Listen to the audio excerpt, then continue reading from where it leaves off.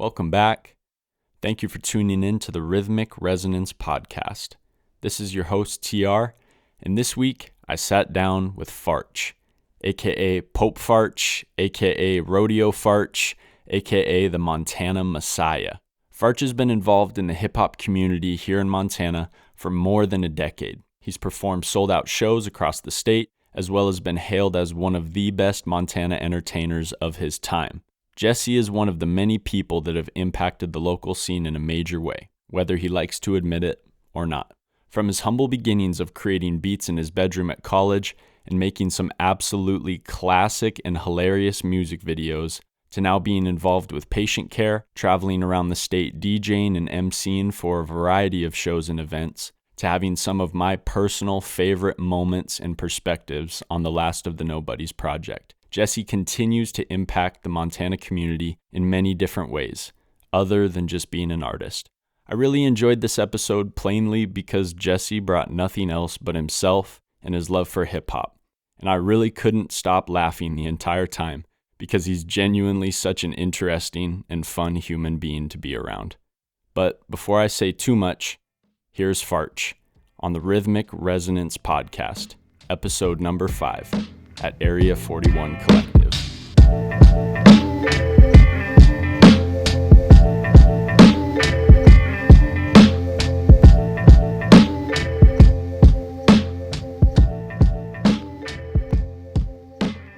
We had a metronome count us in. That was pretty cool. 5, 6, 7, 8. Drop the beat. That was excellent. We're ready now. Well, where did you grow up? I grew up in Helena. I grew up specifically the Helena Valley, which is like, it seems like an unnecessary distinction to make, but I do want to say the Valley because I don't know, the logistics were a little bit different out there, where specifically growing up because you had to bike like 30 minutes to get to like the town pump to get like a slushie or a meat stick or anything. For sure. So there's no real like area where people were like congregating and you're around other kids, which really facilitated a childhood of doing a lot of stuff inside. Oh yeah, indoors. For sure. Yeah. Which in like the pre-internet era you had to get a little bit creative or whatever, but in the post-internet era, like as soon as we got broadband, honestly, like as soon as we got the AOL dial-up, I was kind of cruising. Yeah. And like as soon as I figured out how to use that, but like yeah, I don't know. I had a very internet-centric childhood. For sure. Yeah, which yeah. I don't know if you could tell from the everything about me.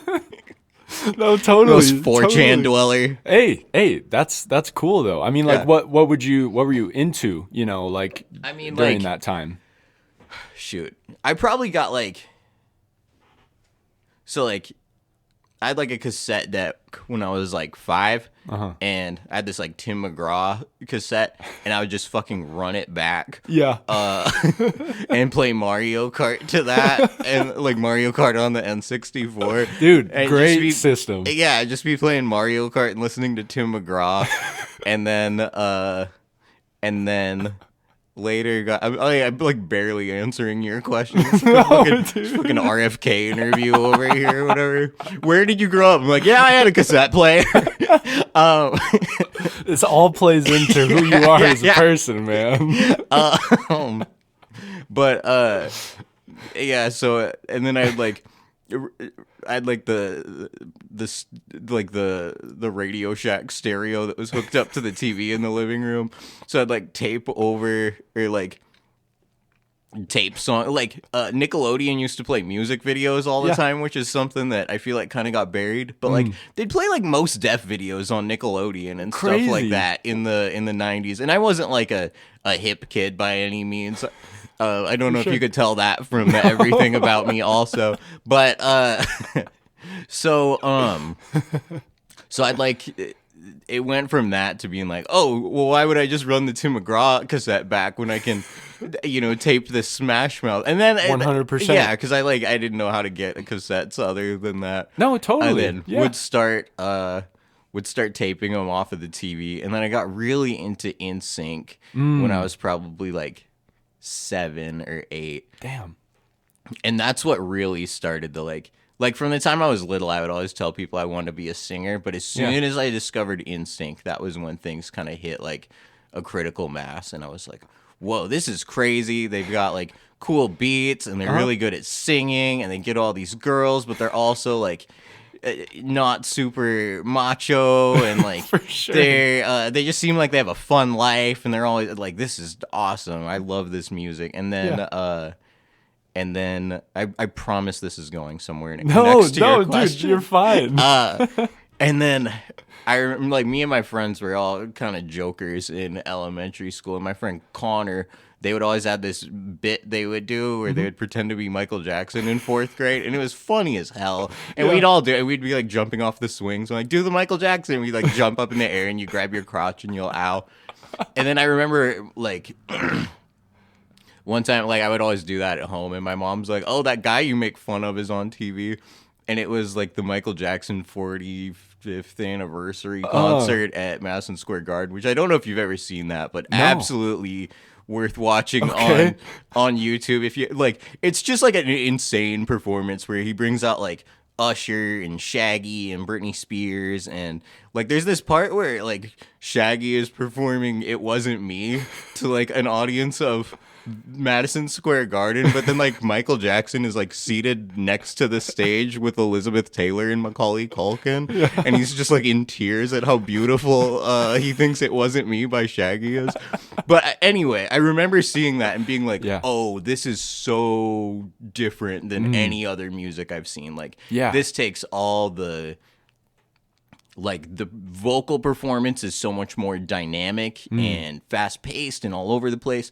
The choreography is so down. Like, it's everything that I thought NSYNC was the masters of or whatever, tenfold or whatever.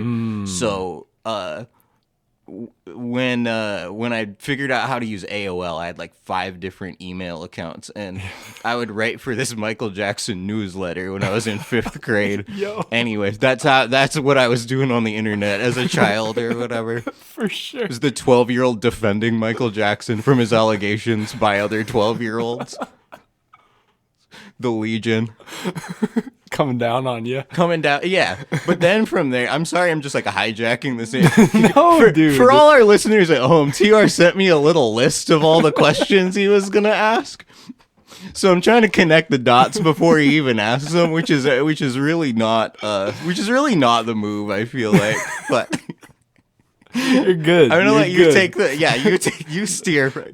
So, like, you were like, you found something early on that you were like, you saw, and you were just like, were you hooked on it? You just like, felt a connection to it. Yeah, specifically, it was the idea that, like, not only was this really good music, but, like, and I think it was the same thing with, like, all the boy bands I was into and stuff. It was who were you into boy band wise? I loved NSYNC. That was the main one. There was this other, like, there were a lot of other little flash in the pan ones, like Youngstown and O-Town, and Backstreet Boys was always, like, a little bit too Swedish for my taste, which isn't how I describe it in 5th grade. That's how I describe it now, for sure. Totally. But, like, I remember feeling like, oh, like, this is more than just, like, they make music. Like, the idea of, like, just artistic expression was never really the focal point for me. Yeah. It was like, oh, this is something that you can use to live out a lot of other parts of your life. Totally. Like, this is something that you can use to meet people if you're someone who spent a lot of time on the internet and didn't really level up your social stats in your formative years or whatever. Like, this is something that, you know, you put on a solid enough performance, that kind of does all the talking for you. And then 100%. After that, you can skip a lot of the small talk and trying to sell yourself and actually, I don't know, kind of navigate situations that you otherwise maybe wouldn't be able to just on your social skills alone. Yeah. So, like, when I was in 4th grade, I got real into, like, I started playing the drums when I was in 2nd grade. Sweet. And I remember, like, 4th grade, I was like, we're going to do the talent show. We're not doing snare stuff. It was, like, right after Drumline with Nick Cannon came Dude, out. Great movie. Fantastic Great movie. Love that Fantastic movie. Yeah. Yes. Nick Cannon was another one who was like, they always had his music videos on Nickelodeon. So I was always taping, and they're like not good songs, but that was like genuinely my first introduction to hip hop was like Nick Cannon on Nickelodeon. He had this song called "I Really Don't Like This Dude, Your Pops Don't Like Me," and I would like. I would like play the drums to that and like try to rap along with it with the little so cool freaking Kangol hat and stuff like that. I don't know what the vibe was, but I remember like doing like a drum thing for the talent show. Yeah. And so much of the social anxiety that I had just went away, and I was like, man, if you just like perform or whatever, that is like another route toward connection. And it turned out I was super wrong about that, but it gets you a lot of like, there's a huge difference between attention and connection. You know what I mean? There's a huge difference between actually feeling connected to people and a part of what's going on and just being the center of attention. Totally. Yeah, I don't really know where I was going with that. I think I was going to connect it to something. Yeah, well, I think it connects to like later, from what I've seen, like the raw footage of like your performances, you know? Yeah. And like how you took like choreography and how you took the performing aspect and you really made it a part of your artistry. Absolutely. Even more than like the lyrical content maybe. Absolutely. But like you engaged with the crowd, you know, and that's what sets you apart from I think every song I ever wrote was written with the intent to perform it. Yeah. Like again, like the raw artistic expression side always came second to like, how can I deliver a feeling? How can I write a song that is going to give a particular emotion or is going to build tension or is going to create excitement or is going to create a moment that even if it's just like a bit that I can do or whatever. Like one time we were opening up for Futuristic and Sam LaChow. Crazy. And Zach James was DJing for me. Shout out to Zach James. Shout out Zach. Absolute would not be anything without that guy. But like it was like a crowd full of people that like did not know me and did not really, I don't know. It was like they didn't understand. And they weren't like, that's the tricky part about like an opening set when you first get going, where you're like, oh, this is a huge opportunity. And like the opportunity is like a chance to perform for people who are like super annoyed that they have to watch you perform. Like, we didn't come here to see you. And there's already like 3 people touring on the bill. And now we have to watch this like random guy that's like my cashier at Lowe's. We have to watch him rap about things that I know are probably not true because he's a cashier at Lowe's. But we had this like premeditated bit where I like filled this Windex bottle from Lowe's up with Powerade, and like the plan was if it seemed like I was losing the crowd, I was gonna act really desperate and be like, are you guys having fun? Do you guys like me? What if I and then like look around and be like, what if I drink this Windex? Then would you guys like the show if I drank this Windex bottle? And then Zach's like, can we get a chant going? Windex. And Zach just like fully played into the character of like the DJ. It's like, okay, I see you, while I'm going around just like, is this what you guys like? But anyway, like I said, a lot of music was just written with the opportunity to leave a window for something like that. Yeah. To be able to, because like I think a lot of, and I know we're jumping around a lot, and this isn't like a very cohesive narrative. Yeah. But a lot of my approach to when I started really taking music seriously, in like, which was like 2014 to 2015. Okay.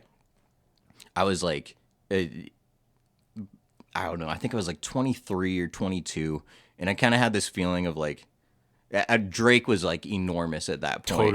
Totally on the rise. Yeah. It was like right after. It was like Nothing Was the Same, 2013. Yeah, I want to say. Yeah, nailed that timeline. But like had like a ton of insecurity about the fact that there's this guy who by the time he was 19 was like the biggest rapper in the world or whatever. Yeah. And I was like, dude, I'm 22. I'm like washed up. I'm like too old. You can't break in at 22. I'm too old for this now. Right. So I was like, this year I've got to just go like as hard as I can. And if nothing else, I can get it out of my system. Yeah. If nothing else, I can age somewhat gracefully and say like, you know, at the very least, I can say that I tried this. Yeah. And I'm not going to be 40 years old thinking about like, oh, you ever seen Napoleon Dynamite? Yes. You know, Uncle Rico, how he's always like, if I could just go back to 1980, I know I'd make the team or whatever. Dude, how much you want to bet I can throw a football over the mountains? Exactly. And I was like, I do not want to be that guy. So at the very least, like, let's just take a year, put everything else on hold, throw everything at this. Any party I go to or whatever, I'm going to be handing out mixtapes and just like committing this like social harikari, like making myself just insufferable, but in service of this goal of like, at the very least, I'll be able to say like, look, I gave it my all. I really tried it, and I can move on with my life without this, you know, weighing on me without ever. Exactly. You know? Without being able to look at a picture, you know, a baby picture from when I was 3 and be like, that's the kid who said he wanted to be a singer. How did I end up like this? Like, at least to, you know, be able to say like, hey, you know, I gave it a shot. All. Yeah. I had the whole arc. What more can you ask for? Totally. So in 2015, I set a goal to play 45 shows that year, and I ended up playing 60. And that's counting like open mics and stuff. Like, not all of those were shows where I was like, there were flyers and it was like a booking and stuff like that. Yeah. But just went really, really, really aggressively at it. Yeah. And pretty quickly I realized like one of the things I could use to my advantage was the fact that I stood out quite a bit. Totally. And like not always in a positive way, because it was like at that time the local rap scene was super healthy. Codependents were enormous. Yeah. Like there's like urban legends about this album release party that they played at the Palace where they like sold it out and had like I hope to God you get to talk to Shadow again and other members of the Codependents, because it's such a like integral Montana urban legend to me, where they booked their own album release party at the Palace. They were the headliners. Justin, shout out to Justin, was telling me, shout out to all the Codependents, Keenan and Riley, those guys are phenomenal. As far as they're like the closest thing to NSYNC that Montana ever had. They were the real boy band with the real chemistry. Totally. But yes. Justin told me this story about how like he remembers they're like pre-gaming a little bit at the house, like let's go over there, and he pulls up and like there's a line around the block to see them, and you know, and they're kind of pulling up in like a dingy college kid car, and they're just holy shit, people are really showing out for us. Yeah. And you know, they made like a few $1,000 that night, which is like when you go from being the guy who freestyles at parties to like, you know, I hope people take me seriously, and then you show up and see that visual of like, oh wow, there are real numbers, and then you see you know, see it really affect your bank account, and you're like, oh, this is actually financially viable too. Like I have something to back this up. You're on cloud nine. You're on cloud nine. You know? Yeah. But anyway, I say that all to say that the rap scene was really, really healthy. There is probably a local hip hop show every weekend that had a real crowd to it. Yeah. Codependents were always pulling a crowd. Traff the Wiz, and shout out to Wormwood. I don't know if you've ever had a chance. I have. I've met Taylor. Dude, he is so freaking cool. Yeah. That's a guy who like, I don't know at what point in his life decided he was going to put all his energy into things he's passionate about and being a good person. But like, it is so inspiring. Like he is just a very, very dedicated artist who is a total one of one. Yeah. Completely uncompromised, and then just like the most humble professional, like treats people extremely well. Totally. But anyway, the scene was just super dynamic at that point, and like I kind of had this realization that I was like, man, people are a little bit off put, and I don't know if it was even a realization as much as it was just like a A general feeling. It was like a feeling. It was like, oh, maybe these guys don't want the guy who raps about pizza back to back with like a song about his cousin getting murdered and like cries on stage, which was like a real thing where I was trying to give like a really dynamic performance and put like everything in there. It's like, I want you guys to laugh. I want it's the shock value, you know? Exactly. Exactly. Like not taking things like too seriously. Yeah, but at the same time, like I do not want to be a joke rapper. Like I am not. Like, do not put me in with, like, Spose and Lonely Island. As dope as Lonely Island is, I'm like, I have to, you know, I'm competitive about this. And I really want to show that, like, I can do this very seriously, even if it comes from a place of just wanting to put on a good show. Yeah. Yeah. But I remember having this... I think a lot of it was like novelty because at that time, the music scene in general was just something different then. There was this festival called Camp Days that happened every year. Shout out to Foster and Nick and Kale and everybody who made that happen. Andrea, or Andrea, I'm sorry. I don't know why I said Andrea. It's like reading the name in my head instead. But it was just this like phenomenal gathering of local indie musicians, which was also super dynamic. Like there was this like really eccentric like R&B pop band called Jay Sherry that was like the coolest shit in the world, and you can still find their stuff on Bandcamp. And they made the coolest freaking music. And there was this like dinosaur themed rap group called Mesozoic Mafia where everybody played instruments, and there would be like 12 people on stage, and they'd all be in and it wasn't like these were just like goofballs that were like they were like it was packing the top hat like regularly. But like I was like, this is where I need to get outside of the rap bubble, because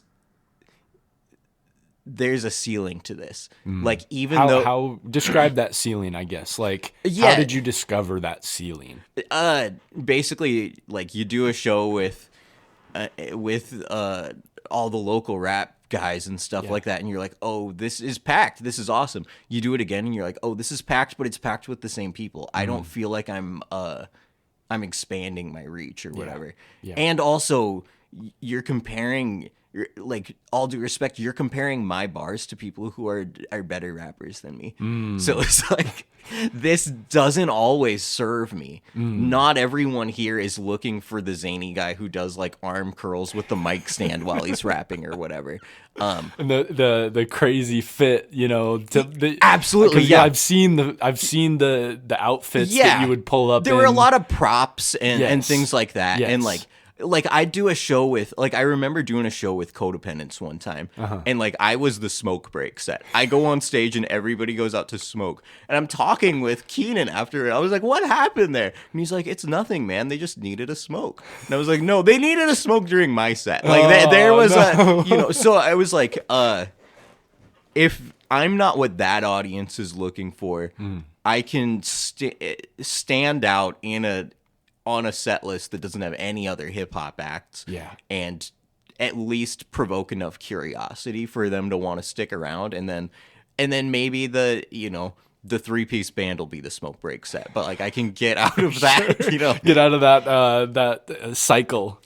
So I started playing shows with local indie bands and stuff like that, and that scene really, really embraced me in a way that opened up a lot of doors for me, and created a lot of opportunity for me. Yeah. I mean, just seeing like the early stuff, like young Farch with you know, meeting Coulter, and then like getting the videos out, and then like, you know, going through college. Is that kind of the time where those shows were happening?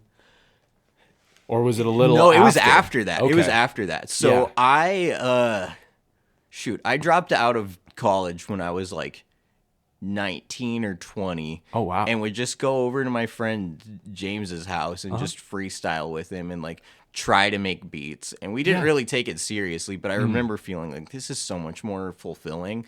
Which I think is a lot of our stories, right? We're like doing a job that we don't feel like really serves us. And then you're like, even though this thing doesn't pay the bills, this kind of makes me feel inspired and motivated. Yeah. And feels like something more, you know? absolutely. And then I moved to Bozeman, and that's where Coulter was at. And Coulter and I had gone to, we were in the same computer science class. Yes. So he told you about that? Yes. It would have been his senior year, my junior year. And like, we were never like tight friends in high school, but Coulter was always the guy who like, he was in the video broadcasting class too. Yeah. And like, he would always make these like really one-to-one remakes of like Lonely Island videos and stuff. And it was like crazy because at like 16 or whatever, he was able to emulate every single shot. Like he was able to, which doesn't sound that difficult, but like the idea that at that age he was able to watch a music video and say, I think this is where the camera was positioned, I think this is where lighting was positioned. Yeah. And then I think what really is his superpower though is he like loves editing and loves the work side of it. Versus like a lot of artists, we love having a product. We love having a finished product. The instant gratification. Absolutely. Yeah, absolutely. Yeah. Like recording is kind of miserable sometimes. Like doing the same bar over and over and over, trying to get it right is like not super fun. Right. But that's the stuff that Coulter thrives off of. Like Coulter would so much rather have a day where he's just editing something and like watching the like listening to the same 30 seconds of a song and trying to organize it than like actually have a music video that he's like present like finished product. That guy just loves the work. Like he loves the work. And that was something that was really apparent from the time he was like 16. Yeah. So I think he reached out to me like right after he graduated, and I probably still have the Facebook messages. It would be really cool. He was like, hey, I see that, because I think I was posting stuff on SoundCloud at the time. Yeah. Oh yeah. And he reached out. He's like, hey, it'd be cool to do a music video sometime. And like, so we did this one called Brian Schweitzer. Yes, I just watched it. You just this watched that morning. one? Yeah, Yes. okay. So that was, TR can verify that I was bald on purpose at one point in my life when I was 19. So anybody who says anytime you see me bald, it's because I went bald. No, it was a voluntarily bald. Like Bic. Yeah, like big, smooth baldness. Yeah. And again, that was something that I was like, among a group of 18 and 19-year-old performers, I'll be the one that stands out if I'm completely bald. You know, it was always like, what can I do to like, I don't know. Just stand out. Just to stand out. Totally. Yeah. And totally. it's like, once I get your attention, I'll figure out what to deal with it, with it. Yeah. But like the most important thing has to be getting eyes on you. Because like, I don't think any artist really fears that they'll never make something significant. Right. I think it's so much scarier to imagine that someone like you or I will make something incredible and nobody will ever fucking hear it. Right. We won't know how to market it or get it in front of anybody. Yeah. So it was like, if I can bick my head and get some attention or whatever, we can roll with it from there. But anyway, Coulter hits me up. He's like, let's do a song. And it was like, I literally just like wrote this like long punchline-y song where I'm like, I want to get off as many punchlines as I can. Yeah. I want it to be as relevant to Helena politics and like I shouted out like a college football player that went to our high school that had a lot of buzz at the time in the song. Like these things that in retrospect are very like I don't know, just bizarre. Like I don't think I would but at the same time it's like I knew who the audience was and I knew what would make them stick, I think. And it's like talking about things that are actually relevant to them. And that's a huge thing. Yeah, and I think it makes the music feel more like customized to them in some way. Yeah. So Coulter comes over, he shoots this video.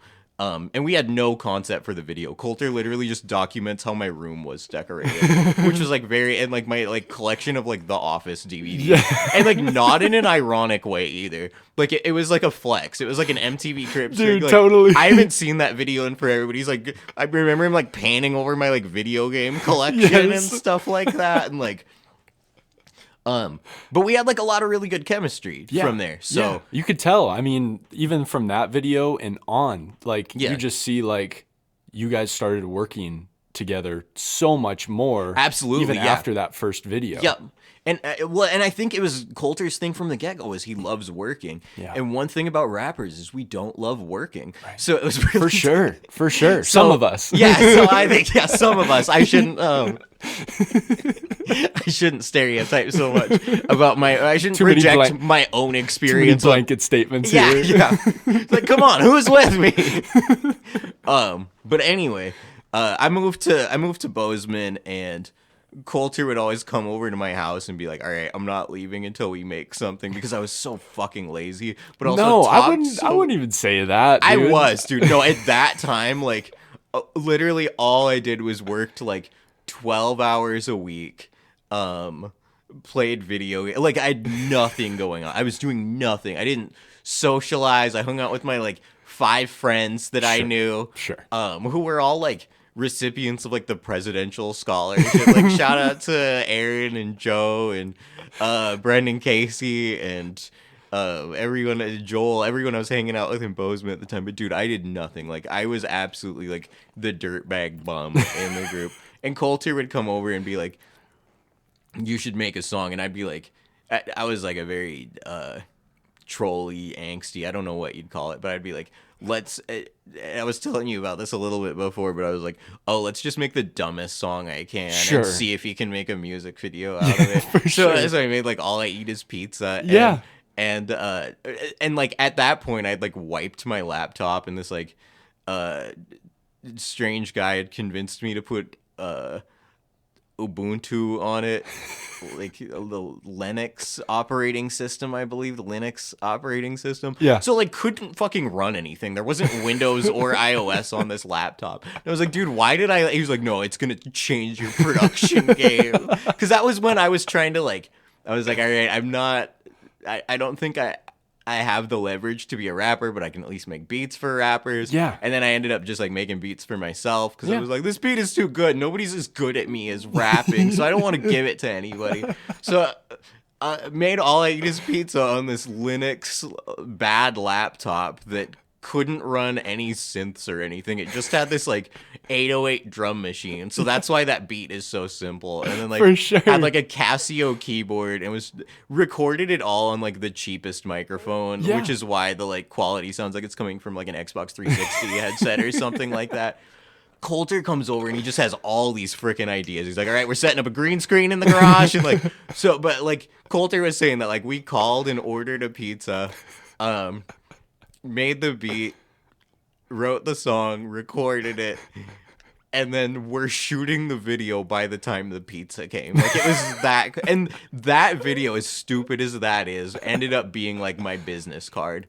Like, any opportunity I got or any introduction, if somebody wanted to show my music to somebody, that was the easiest, most accessible way to do it. And then they could go like, but he has other stuff too.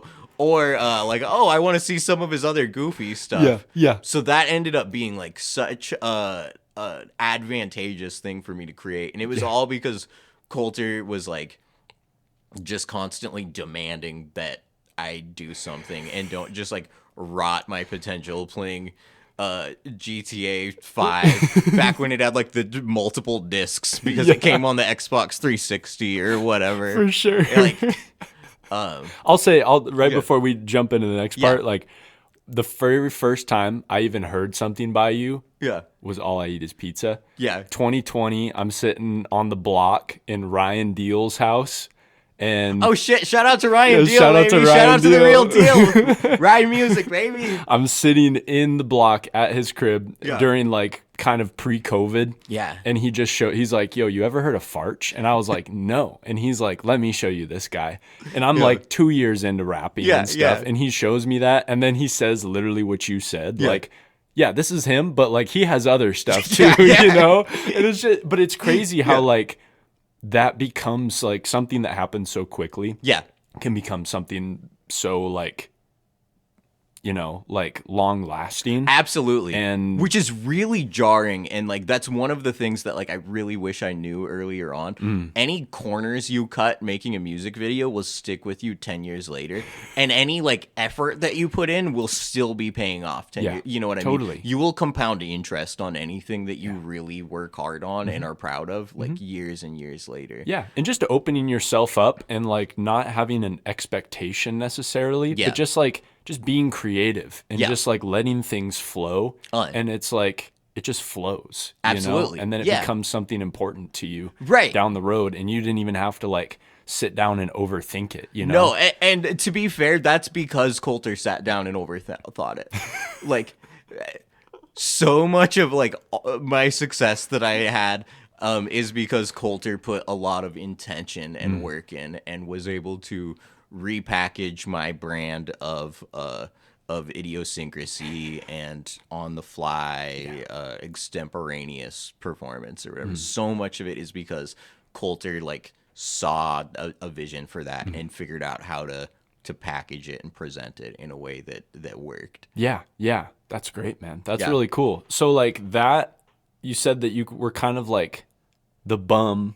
What changed? Like what like flipped in your head? I know you said like a little earlier, like you just decided one day that you were just going to go hard in the paint. Like what honestly switched? Yeah, it would have been, I think, New Year's 2014 probably. I was living in Missoula at the time. Like lived in a basement, had like a dead-end job at Lowe's. Was like, I don't know, when you first move out of your parents' house, it's like the partying thing is awesome. Yeah. And then by the time you hit 22, you're like, oh, all the people I was partying with are now graduating with bachelor's degrees. Like, this is jarring. Yeah. Like, I'm in the same place and everybody around me is progressing in some way. For sure. And was just really feeling like what am I doing with my life? What am I doing? Yeah, exactly. Yeah. What am I doing?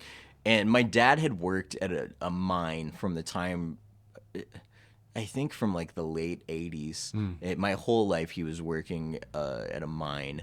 And there was like always a point where like the gold would dry up and there's not going to be any more, reason for him to be repairing the trucks and stuff like that at the mine. Yeah. And like my whole upbringing in adolescence, that was always kind of like the impending doom of like, well, Dad might not, there might not be much left. We might not be. And then, right around that time, right around New Year's, I found out that my dad had, like, they'd finally folded the mine up and my dad had lost his job. And I was like, in my delusional confidence, I was like, this is it. I'm going to bring prosperity to my family. So I threw, it was like, and I think in a lot of ways I knew that was never really going to be the case. But again, it's like, I don't want that Uncle Rico, like, oh, maybe I could have created some sort of, really capitalized on this lightning in a bottle thing that I had with, these dumb all I eat is pizza and wine coolers videos and stuff like that. So it was like, I used that, kind of transmuted that as like, let's use the fact that there are people around me that could depend on me. They don't depend on me, but it was like, what if I worked as if those people did depend on me? So I essentially spent that, like, I think I did my first open mic of the year, like, January 2nd or something like that. Like, it's immediately after that happened, and was like, and it was like bad too. Like, I was running everything off of like iTunes. All the instrumentals were like different varying levels of loudness. Like, nothing was balanced. For sure. But it was like, shortly before that, I'd gone to see Blueprint and Count Bass D at Stage 112. Love Blueprint. Yes. Love Blueprint. And Wormwood was opening. Oh, and dude, it was like such a stacked line. Like, I'm telling you, like, it was a I don't know, you can't recreate that time. Yeah. But Wormwood was opening, and it's easy to have a lot of excuses of why you can't do stuff.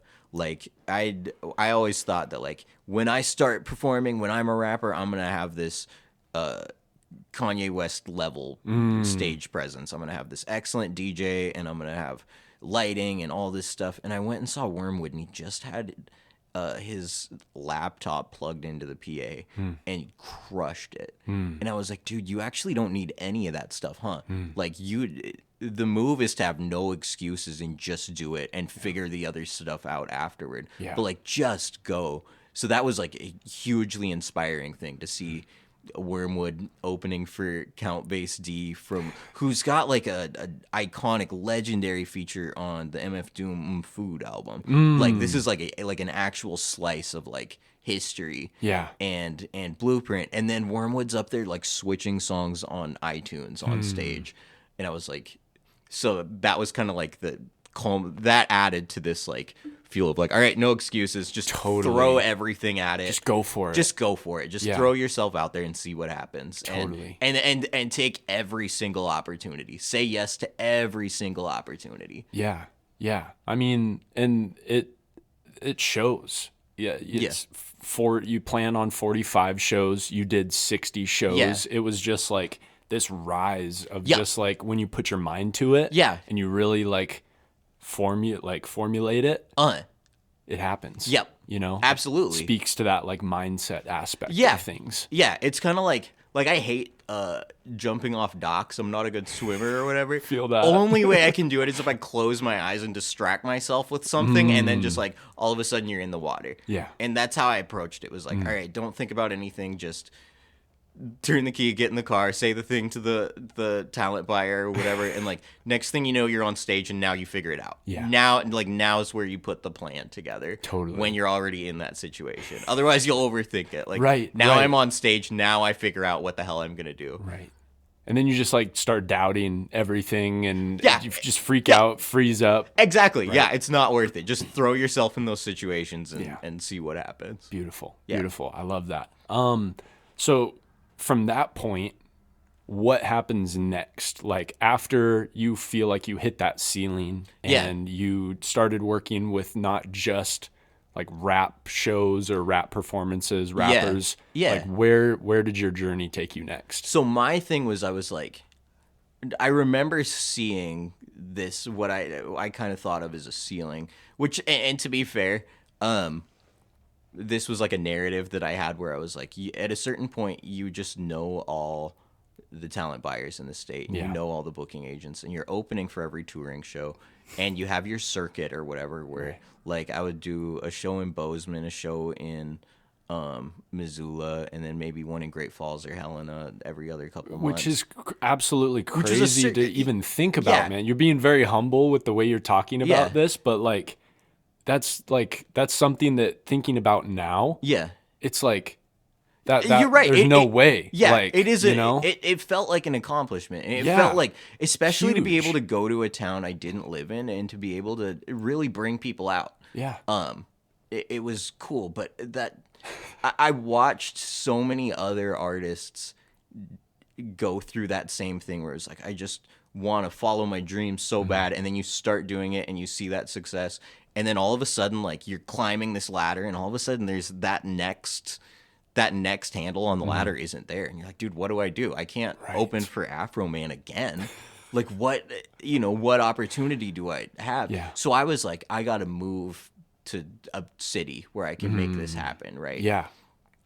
And one thing that I really underestimated is how much of a gut punch it is to go from being this sort of hometown hero where people recognize you to trying to play in a market where they don't know you and start over from the beginning. I don't think I had the framework to do it. I don't think I had the framework to grow in that way. If I would have been growing everywhere at the same time or whatever, I wasn't incremental enough. Or even had like this like predisposed like presence, like someone who was already in that area who was like pulling the strings for you, but I mean, walking completely into a brand new room with new people. And it's like, and to be totally fair, that's a psychological thing. For sure. That is not, it's really easy for me to say, like, I wish I had these other things lined up or whatever. But, like, really, it is just a gut punch to your ego to have to start out again as, like, being the smoke break rapper Square one. Where people are walking out again. Yeah. And at that point, I didn't I didn't have it. I didn't. So much of my identity, because like this is what took me from being like the bum who's just playing Grand Theft Auto and working 10 hours a week to a person that has friends and a life and feels accomplished and feels like a part of the community. So it was like, I don't have the, like, if I lose that, what do I have? Like, what am I? If I'm introducing myself to somebody and all I have is this reputation that I feel like I've earned, but that doesn't mean anything to them. What do I even? And that's kind of, we talked a little bit about the difference between attention and actually feeling connected to people. Yeah. And that was what really made me want to, like, because at first it was just like, in my head, I was always like, I'm going to come back. I moved to Portland and I was like, I'm going to come back. I'm going to hit this scene. I'm going to make this song that is as big as something else that I've made in the past or even bigger. I'm going to, I'm just taking a little pause right now while I work on my next thing. Yeah. And there was no next thing. There was no next thing.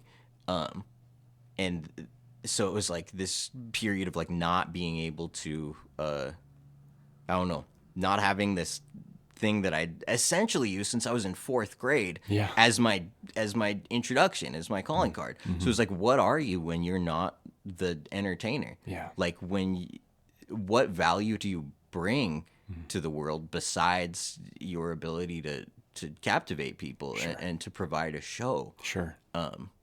And that's like, I think if I had one piece of advice for younger artists or whatever is like, don't bite the apple of thinking that like music will make you popular, right? And like make people like you, because it won't. They'll like your performance and they'll like you for that, but like as soon as that's done, like, and the thing is, like, that's also something that's really in your head where it's like, people do like you still. Right. You just don't know why they would ever like you because you're like, why? I'm not performing. And again, I'm doing a blanket statement. Again. I'm saying you when this is my personal experience. No, but I understand as like a fellow artist, speaking to artists, like, I understand that. Yeah. Yeah.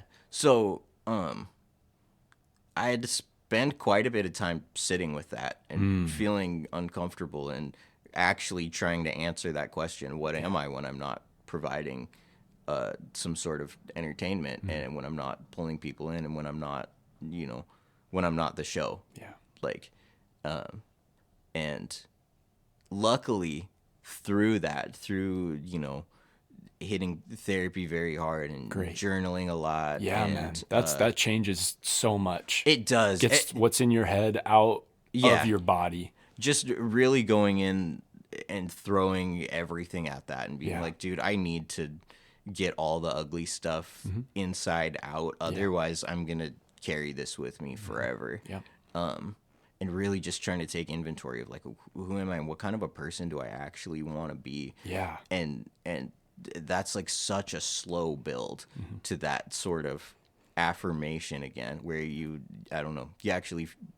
like find yourself through those moments and through that like letting go of like the fear and anxiety or like the preconceived notion. You find who you are. Absolutely. Yeah. Absolutely.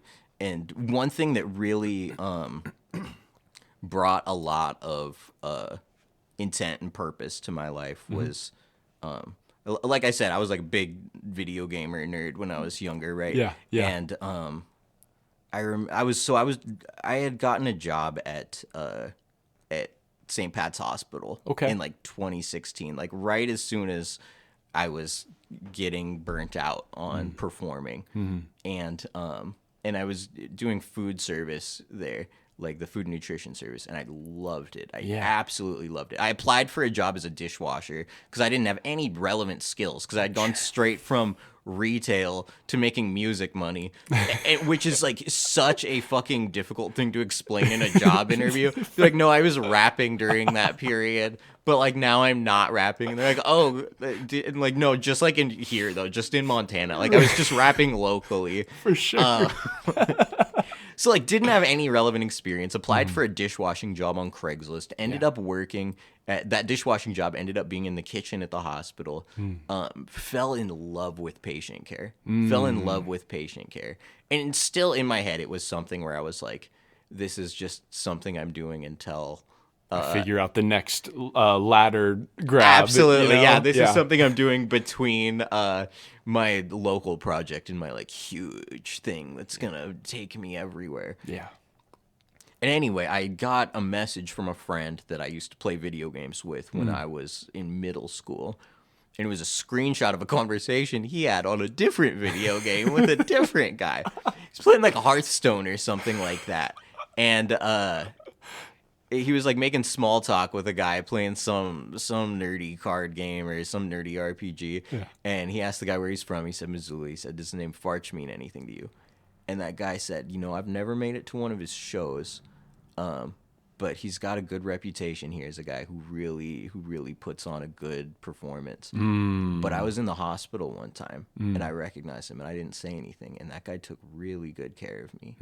And I remember feeling like, this is the dude I want to be. Yeah. This is the guy I want to be. I grew up in the church, and I'm not Christian anymore, but I remember one thing that always really stuck out to me about the Gospels is the two things that Jesus did that I thought were so cool is he did miracles and then he got dirty and washed people's feet. And I was he served. Yeah. And I was like, that's how I want to spend my life. That's how I want to get, that's how I want to kind of find my purpose is find a way that I can keep expanding the things that I enjoy. And also I'd need to also say that I actually really love hip hop, and I know that I keep talking about how this was just I just wanted to perform and be zany and stuff like that, but I absolutely love and would live and die for this culture. And when I was in middle school, I was doing graffiti and shit like that. Oh yeah, and, dude! I got my first set of turntables and started scratching when I was 13. They're $150 set out of the JCPenney catalog, the Ion turntables. And stuff. I was a dumbass. I thought I could make beats on them. Is the only reason I got them. I was like, I'm gonna be just like Kanye West and make beats on these turntables. And I'm like, what the fuck do I do? I was I had a Weezer record, and I'm trying to scratch it. I'm like, what the hell? This is stupid as hell. But in the last 5 years or something, realizing that I still want to be a part of this thing called hip hop. I still want to participate in it instead of just being a spectator and an advocate and a fan of it. Yeah. And remembering that I still want to just I work in patient care at a family health clinic now, and I absolutely love it. Yeah. And I was like, I don't necessarily miss being on stage, but I miss having a thing that I could think about. How do I create emotion, and how do I, build that tension and put on a good performance? Yeah.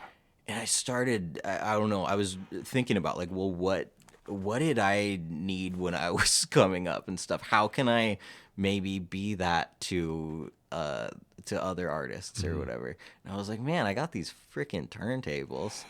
I still got this freaking Ion pair for $150. So I started getting into DJing again, and it felt so right. It just felt right. And started being able to back other younger artists' shows, and be kind of the hype man, because I crowd work was my bread and butter. Yeah. So I'm like, dude, I've got you. If you're nervous, you get on that stage and I'm your safety net. Soon as there's a silence or a heckler, I got you, dude. You just get up there and do your thing and experiment and find your presence or whatever. And then also having this realization where I'm like, man, I'm 31. All my friends are getting married. What have I done with my life? And then it almost felt like the Looney Tunes, the Porky Pig when he gets the dollar signs in his eyes. All my friends are getting married, and I have these turntables. There here. You go. I'm in. Okay, cool. Millennials are getting married later. Every summer there's a million of the, why don't I invest in this? Why don't I try to build this DJing thing into something at the same time as I try to perfect my skills as a scratch DJ and a battle DJ and a mashup DJ. Yeah. All while also pursuing this patient care thing just as hard. Yeah. And from that was able to really find that purpose and that connection that I was never able to find through music. Just being in a different section. Just being in a different section. Yeah. just being in a different section. And it felt, I don't know. It's one of those things where I'm like, God, I wish I had come to this realization 10 years sooner.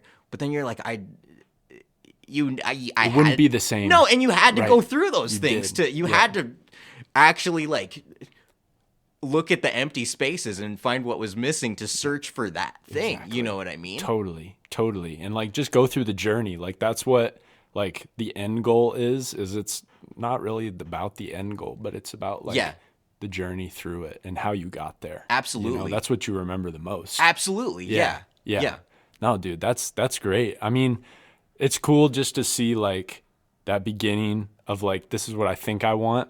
Yeah. And then you just experience life. And then down the road, you just realize like, I still am in love with this. Yeah. Just in a different way. Dude, and it is such a blessing to be able to find something that you love to do and you think about it nonstop. Yeah. And every day. Yeah, and that thing really brings you I don't know, some purpose and drive, and it's something artistic that you can continue to develop. Yeah. And also you can use it to really provide value for other people. Totally. Like it's not just me putting on a good show, not that isn't value to that or whatever, but it's like now I can help somebody else put on, you know, not to act like I'm doing anybody a favor or anything like that, but it really you add to the experience. Yeah. And you could change somebody's whole mindset or way of thinking or their life or just, you know, and you don't even know, but you're just there. You show up and you're there. Right. And that could be everything for somebody. So few people find a thing that they can throw everything that they have and everything that they are into once. And I am so lucky that I found it twice in a decade. You know what I mean? Yeah. I am so lucky that this amazing thing called hip hop, as soon as being an MC no longer served me and my presence as an MC no longer served the people who were coming to these things, that DJing was right there. You know? Yeah. I am so grateful for hip hop, and I'm so grateful for that's something that was able to find me twice. Yeah. You know. Yeah. That's beautiful, man. Yeah. That's beautiful. I love that. I mean, and that's what it is. It's the expression that really just like I mean, it's a cliche quote, but everyone's like, "Oh, hip hop saved my life," you know? But it's so real, though. It is real. It's so real. It is. Yeah, and it sounds so corny. It does. Especially as, like, a white gamer boy or whatever. From Montana. Yeah, but, like, no, it's... which is why I said, like, earlier, I was like, I would live and die for this thing called hip-hop. 100%. Like, which is why it's, like, I feel so much gratification in... you know, pouring a lot of time into, like, I don't know if you were at the last of the Nobodies show. I was. I want to talk about that too a little bit and your experience with that. Yeah, like I got so much out of just putting in, like, being like the first guy on the stage to plug everything, being the last guy off the stage to unpack everything, getting to like write the lighting and stuff like that, and to be able to map the lighting on their rig. Not that that's like necessarily a pillar of hip hop lighting design or anything. Lighting engineering still plays into the experience. Yeah, it's it's really, really cool to be able to have a talent now that doesn't just serve myself. For sure. Yeah, it's bigger than that. Yeah. Yeah, I think that's what Coulter and I talked about on my last episode that we recorded. Is just I'm like so excited to hear that. By the way, totally. But just being a part, and it's not like for me, but it's for we. Like it's for a bigger purpose than just like our own ego, our own gratification. Yeah. Like it's for everyone to enjoy it, you know. And I think that like transitioning into talking like last of the Nobodies, like how did you feel when like they asked you to come back and be this thing that you had maybe not been for a while and do and be a part of this community again? Bro, I said no. I told Coulter, I was like so dead ass about it. I was like, I will be the guy that cooks for everybody. I would love more, like nothing else, to be the guy who provides comic relief when people are feeling exhausted. I'm not gonna be. I'll bring my like machine and try to make beats or whatever. I'm not good at that anymore though. Like there's nothing I can really offer of creative substance. But like Coulter's my guy. Like whatever Coulter wants or whatever. Like I was like I'm not gonna rap because I don't think that serves the like. There's so many talented MCs on there. There are 23 artists. I don't know how many of them are MCs, but several of them. I'm like, dude, anytime any verse I have is a slot that one of them deserves more than me, I would never want to occupy that space at this point in my career. I'd happily workshop and like bounce punchlines off of somebody, or you know, I'll do like the Costco runs or whatever. Your support. Yeah. Yeah. Which, You're by the running way, I support. also want to say I never cooked or did the Costco run. That was like all Coulter and Ilsa, and it's so many other fucking talented people on there, Nick and Clairo, and I know I'm forgetting other people to shout out, and I'm so sorry if you're listening to this. TR, use that little the AI voice thing to make it sound like after like the type to text thing. Like, yes, and also shout out to I will down the road. I think something I want to tell you is like hearing the intro. Yeah. That shit made me cry, dude. When I heard the intro for the very first time, and I realized that like this person that I had known about for a long time, or 5 years or so, saw me. I felt seen in that intro. Like, and I think you've said it a few times, but like you have you to bring to the table. I'd want you to know that. Like you brought yourself to the table. And that's the thing that we love is you. And I think that like that intro says everything like about you and like who you are and like just your perspective that you have. And like, I just want you to know that it's like super special. Thank you, like, man. That intro was like, I just felt seen like as a young artist that didn't know hardly anybody. And that like, I grew up in a time where like my parents were like, you have to appreciate where you live and you don't know anything else but here. And then having someone like lay that down line for line. Yeah. How did you even like come up with that like intro? Man, it's so funny. So it's the last night that we're doing Last of the Nobodies. Yeah. I didn't ever spend the night at the project. I drove back home and then drove back every morning. I was like, it's a 9-to-5 job. I get socially overwhelmed very easily. Totally. And like I need to partition this. Yeah. So I would drive home, go to bed, and then drive 2 hours to get to the thing every day, you know? But it's the last night and everybody's kind of taking their victory lap. Yeah. And I'm talking to Coulter. I'm like, how are you feeling about all this, man? And he's like, feel good. Coulter kept pressuring me to do verses the whole time. And I think I did one that whole time. Graveyard? Graveyard, yeah. Yes. And I only did 12 bars on that, too. Like, I was still just like, I'm not going to do that. Like, I'm not going to.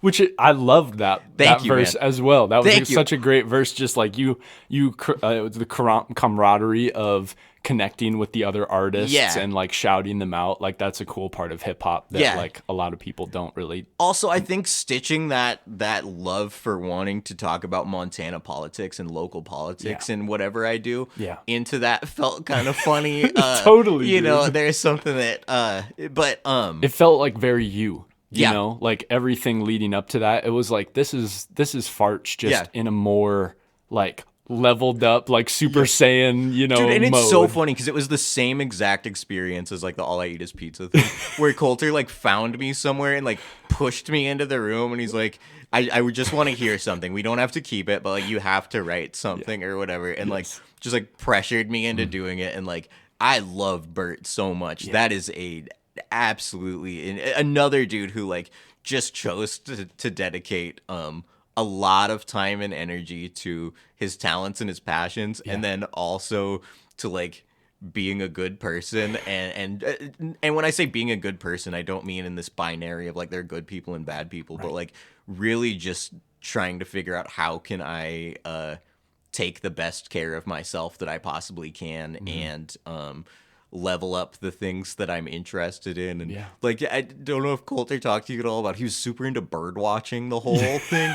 So he'd be like, he's just workaholic, beats. And we had this like Dropbox thing, and you're just seeing it like, oh, another one for Bert. And then like you see him like walking out with his fucking binoculars or whatever. All that dude did was made beats and bird watched that whole trip. He's so fucking cool. I love that. Yeah. I love that. Anyway, I'm getting so far away from this. No, you're okay. It's the last night of the project. Coulter's like, we don't have an intro. Mello's got a beat to it though. And Alaire's got this like hook that he did. Yeah. We might do that. And I'm like, the whole time I'm like not wanting to write raps or whatever, and Coulter keeps making me.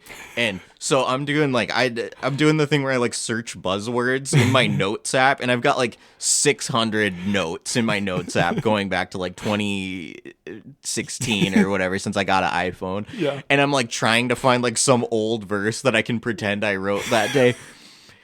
And I found that poem that I wrote right after the Missoulian got bought by Lee Enterprises, and they shut down the Missoula Independent, and that's what. So that was from pre-COVID. That intro was written pre-COVID. Okay. And I was like, I don't know if this will be anything, but maybe this will set the tone. Yeah.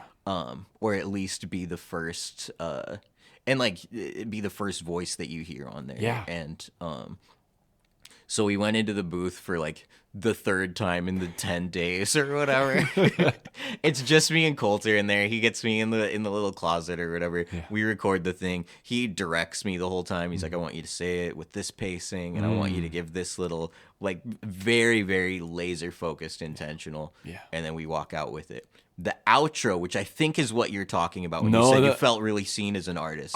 I mean, both. Both. Okay. Just being from Montana, Yeah. you know, and like experiencing that like outside view of like, I've talked with people outside of the state, and they're like, Montana hip hop, like, come on, bro, you know? And so like that intro, but then the outro as well. Yeah. Like, I never thought about how that intro would hit for someone who's not from Montana as a setting. Yeah. That's okay. I feel really good about that. Yeah, because you should. One of the things, again, this is so, I'm like so just like in the moment, like, hey, it is no expectations from this shit at all. But the outro. One thing I wish that I we'll get to the outro in just a sec. So Last of the Nobodies was filmed during like and I'm saying this for archival purposes in case somebody finds this 5 years from now or whatever. Last of the Nobodies was filmed during like the time the 3rd or 4th season of Yellowstone was airing. They've got like at least 2 spin-offs about like the backstory, and it's all this fucking like very romanticized cowboy stuff. Yeah. Even though most of these fucking towns were logging towns and mining towns, they're like, oh, the fucking cattle guys are coming through. Really, this was like a fucking union state that was just like all these fucking immigrants displacing all these native people, bringing socialized politics from Europe and China to Montana or whatever. Like, that's what Montana was during that time. And then what it is now has been packaged as like, it's a great place to get steak and whiskey. It's like, there's more here than just getting gout. And there's more here than just the mountains too. The suicide capital every fucking year. We're the drunk driving capital every fucking year. Somebody dies from a preventable drunk driving accident every fucking week. Like, I'm cussing a lot now, and I'm sorry. I went into this with the intent to be very professional. No, and stuff like dude, that. But there's like it's and not to like go on like a real tangent about it, but like these are the things that actually inform what a lifestyle is like in Montana. These are the factors that actually inform These are the things that we see every day. Yeah. And like, we're a part if you of. grow up here, a lot of us take the mountains and the forests and the scenery for granted because we don't know anything else. We've never seen anything else. You're like, you're so lucky to live here. It's so beautiful. Like, dude, there's no sunlight. And also, like, 1% of my graduating class in high school is going to be dead before graduation. That's the stuff that informs a Montana upbringing or whatever. Totally. And on top of that, the logistical disconnect that I joked about a little bit, where you got to ride your bike to town pump and stuff like that. There's no third space, right? You go to school, work, and home, or you go, those are like the three spots or whatever. Yeah. So it was like, I want to set this kind of the story. Yeah, I want to set this tone in place. Of course. It kind of like, it's like a dorky reference, but Nicki Minaj, that you might think you've peeped the scene, you haven't. You know what? I want to do something kind of like that in a way that was relevant and was grounded, and then that outro. Again, I was like, I'm not the dude for it. I already did my space on it, and I was like, Shadow's got to do it, Zane's got to do it, and Josh has got to do it.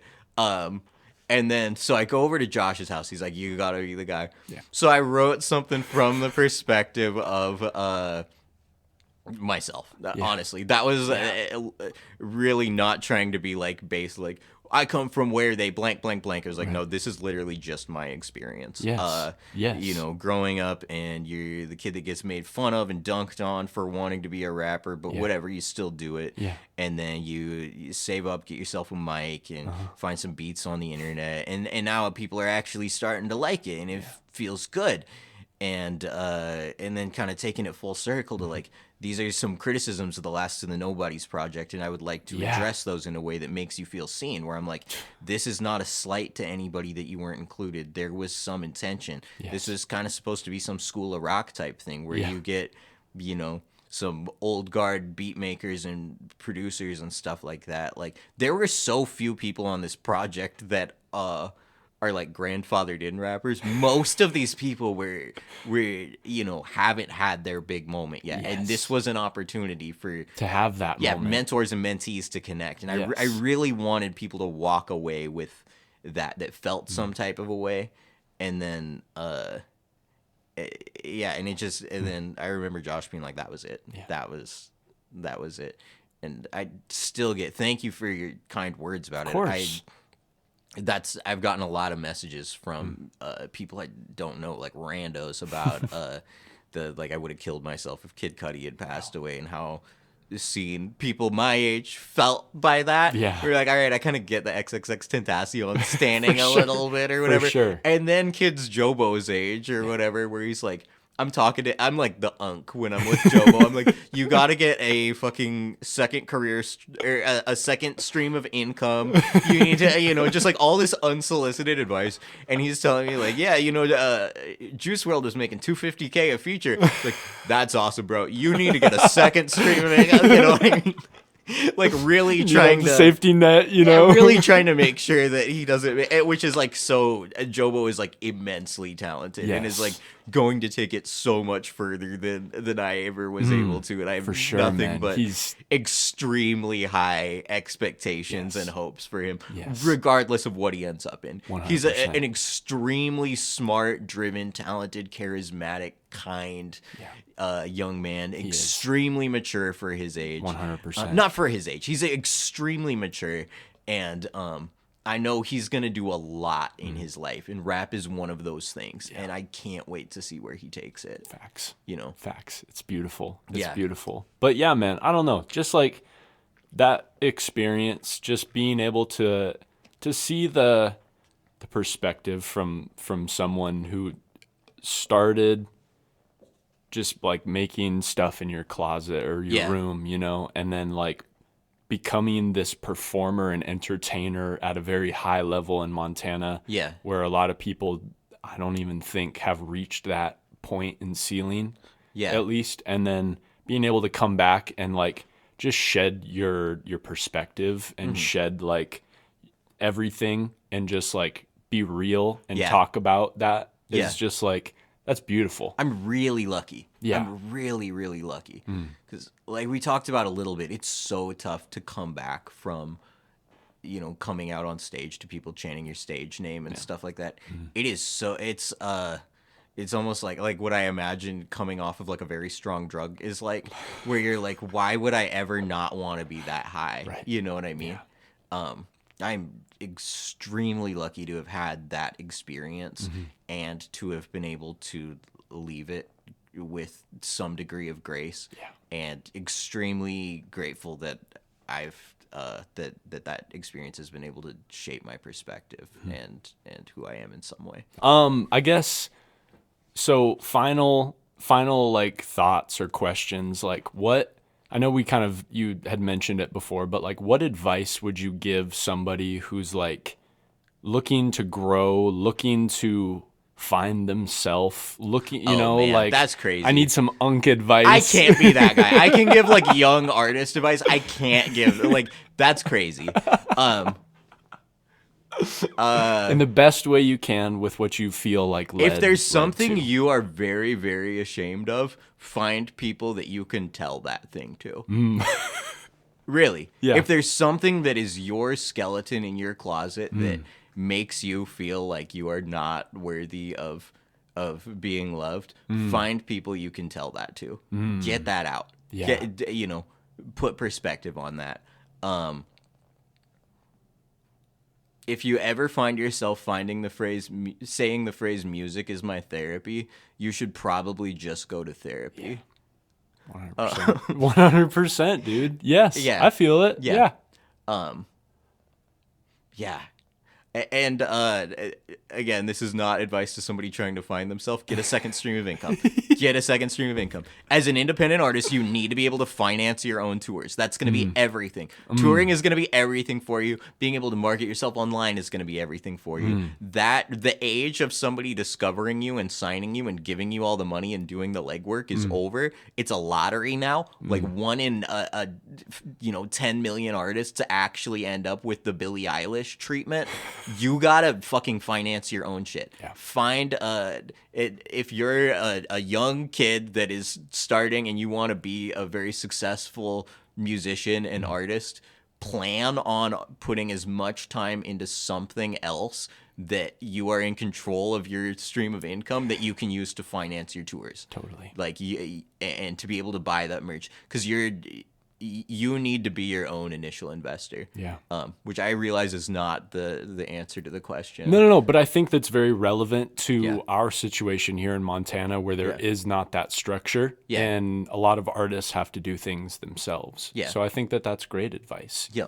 To like do, just keep doing the thing and like Absolutely. just go for it, Yeah. and you're going to have to do it yourself because there isn't that business structure here necessarily. Right. So like, and it's valid advice. Also, on that note, there is so much infrastructure right now that there wasn't a long time ago. For sure. We are recording. We met this morning at 6:30 a.m. at Area 41 here in Missoula, which is a hub, a space facilitated by Coulter, Olmsted, and Shadow, and for Shadow Devereaux, the legend, who I don't think I've shouted out enough in this. Shout out to Shadow, because he is the I don't remember if I said this or not, but Shadow is like the living proof that ceiling actually doesn't exist. Right. That ladder or whatever, where there's not that next step, actually doesn't exist. You just have to get creative and find it. But like Shadow has the amount of times that dude has reinvented himself and repackaged himself. That guy never had a arc, like a run. As soon as one thing starts to not see as much momentum as it did before, he starts something like Redirects. He redirects. He's fucking incredible at it. He had the whole codependence movement, and then he had the foreshadowing layer. He's like just now doing his solo. Yeah, doing his own also, thing. shout out to Allaire, by the way. Dude. Allaire is so fucking talented and kind and just an incredible stage presence. And but there's so much infrastructure and opportunity now that there wasn't. Just look for it and ask. You know what I mean? Yeah. Like be your own best, Yeah. I don't know, your own best solicitor. Kind of. Yeah. Absolutely. You have to do it yourself. And Absolutely. just go for it. Yep. Yeah. And if at any time music doesn't feel good to you, stop doing it, because it's gonna say, people are gonna notice. They're gonna know 100%. you're not into it. Totally. I agree. Yep. I agree. Well, I appreciate you, man. Like, coming Dude, thanks so through. much for the opportunity. Yeah, Thanks so yeah. much for reaching out to me and making this happen. And I love the work that you're doing to document this oral history of Montana hip hop. Of course. There's so much depth here. Yeah. I hope to God that you are able to interview some of the people. I'm not going to say any names on the microphone or whatever, but I've got like a short list of people that like I hope to God you're able to get their perspective and their narrative on things. But the work that you're doing is so important, and thank you so much for taking the initiative to do it. Of course, man. Absolutely. Yeah, I love to do it, and it's very, very. It comes across as very, very selfless and serving like a goal and not serving yourself. And I want you to know that from the outside, it's very, very apparent. Thank you, man. Yeah, absolutely, man. I appreciate it. Well, it was a pleasure. Dude, Farch. 100%. Yeah. In the flesh. Yes, sir. You love to see it. TR, baby. Thank you so much. Ladies and gentlemen, make some noise for TR at home. This podcast is sponsored by Squarespace. Have you ever thought about BetterHelp? Would have been so funny if you were like, what advice do you have for someone trying to find themselves? It was like, use promo code Farch on BetterHelp. All right. Have a...